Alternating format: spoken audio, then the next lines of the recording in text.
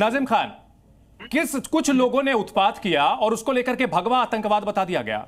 भगवा जो कि सनातन धर्म में पवित्रता का प्रतीक है, और नंगे पैर जो है करोड़ों लोग जाते हैं कांवड़ लेने के लिए, और यहां कुछ लोगों ने उत्पात किया, उसकी वजह से सबको जो है कांवड़ियों को भगवा आतंकवादी बता दिया जाएगा।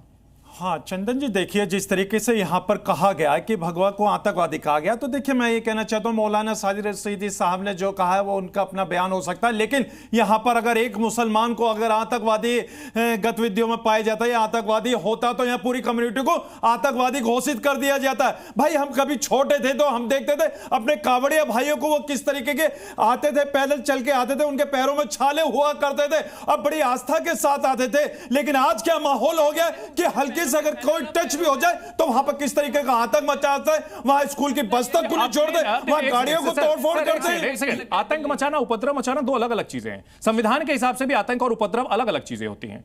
हाँ, तो यहां अगर मान लीजिए जो है मुहर्रम के दौरान ताजिए निकाले जाते हैं, वहां पर मारपीट की जाती है, यहां हत्या भी हुई है, तो किसी ने नहीं कहा कि वो आतंकवादी घटना है, उपद्रव कहा गया। हाँ तो सुन लीजिए, हाँ ये उपद्रव है, यानी कि स्कूल की एक बस को अगर तोड़ फोड़ कर दी जाए तो ये उपद्रव है। लेकिन यहाँ पर जब एक कम्युनिटी को पूरी को टारगेट कर दिया जाता है, आतंकवादियों से जोड़ दिया जाता है, तो ये क्या मौलाना साहब ने सही कहा कि जब भी हम लोगों का देखते हैं तो जिहाद का नाम ले देते हैं, जिहादी कह के संबोधित करते हैं। अभी आपने देखा उन्होंने क्या कहा कि मदरसा छाप। भाई ये कौन से मदरसा छाप की बात आप कर रहे हैं? यानी कि आप जहाज से आपने तालीम आफ्ताब हुए हैं, हम लोगों ने तो आपको नहीं कहा, लेकिन आपने जो हमारे मदरसों को मदरसा छाप कह के बोला, कहीं ना कहीं आप लोग हम लोगों को टारगेट करते हैं। ये बंद कर दीजिए भाई, ऐसा नहीं चलेगा भाई। देखिए हम तो अपने हिंदू भाइयों की आस्था का सम्मान करते हैं, कांवड़िया भाई जो है वो हमारे अपने भाई है, हम फल वितरित करते हैं, लेकिन उनको किसने हक दिया है कि सड़क पे इस तरीके का उत्पाद मचाना, वहां पर और लोगों को नुकसान पहुंचाना? अगर मौलाना साजिद साहब ने अगर इस बात को कह दिया तो यहां पर एक खेल हो गया। यहां पर कि उन्होंने ऐसा आप समर्थन कर रहे हैं, मतलब आप समर्थन कर रहे हैं,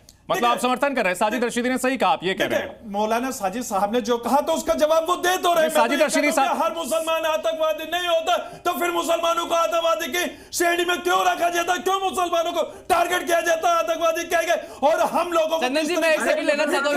ये भी तो एक शर्मनाक है, जबकि हम लोग इसी देश के अंदर पैदा हुए हैं, इंशाअल्लाह इसी मुल्क की सरजमीन पे दफन भी हो जाएंगे। ठीक है, चलिए महामंडलेश्वर जी जवाब देंगे। पाप की जागीर है ना ये। ठीक है, शैलेशानंद महाराज जी, आपके बयान पर जवाब दिया गया है, आप इस पर रिस्पॉन्ड कीजिए।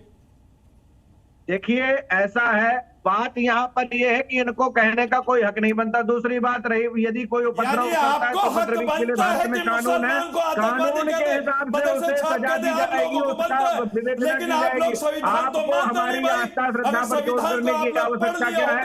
दूसरी बात, आपको भगवा के बारे में कितनी जानकारी है?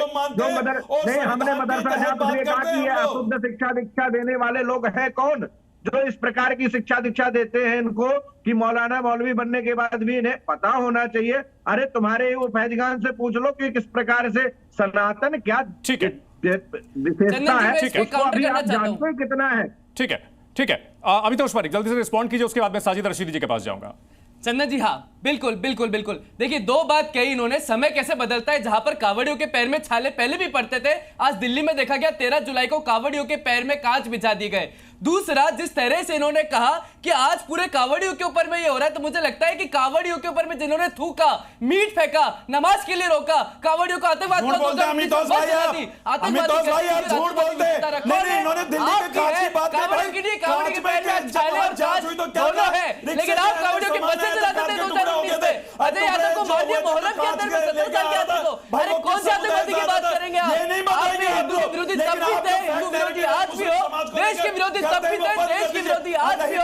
अगर आतंकवाद की कोई परिभाषा समझ सकता है तो मौलाना साजिद रशीद, रूह अहमद अजहरी और हसन नाजिम खान समझ सकता है। नफरत फैलाते बंद कर दीजिए अमितोष भाई। इस मुल्क के अंदर नफरत नहीं चलेगी, इस मुल्क के अंदर मोहब्बत चलेगी इंशाअल्लाह। ठीक है।